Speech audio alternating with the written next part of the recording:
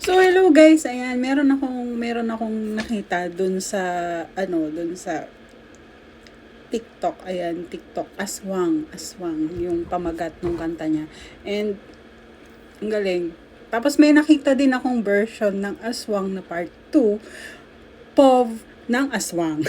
So, try nating kantahin.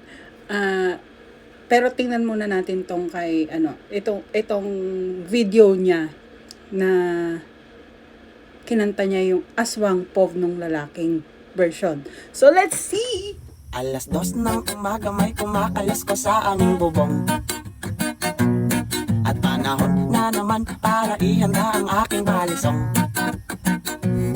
Ang buntot pagi at ang bawang gawing pananggalang. Handa na ang katawan makipaglaban sa aswang. Nang bigla bumukas ang bintana ako ay nagulat lang. At sa titigan kami ng di ko kilalang aswang. O binunot ang balisong, di na nag-alinlangan. Habang ako'y palapit, iba ang nararamdaman. At biglang tumigil ang mundo. Hindi naman ako kinakabahan, pero ba't ang bilis ng tibok ng puso ko? Langit, pag-ibig ang lakas ng amats mo. Minsan nga lang tatamaan sa di pa tao.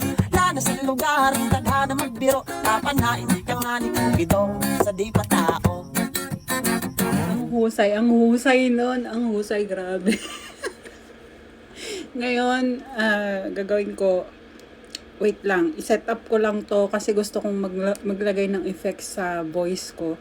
Gagawin ko siyang parang chipmunks effect or something. Titingnan ko kung ano yung bagay sa boses kasi alam niyo na, mas maganda yung may effect. So wait lang, ayusin ko lang to, set up ko lang to, then balikan ko kayo. Alas 2 ng umaga nung mapagtato sa isang bubong. Naghahanap ng mabibig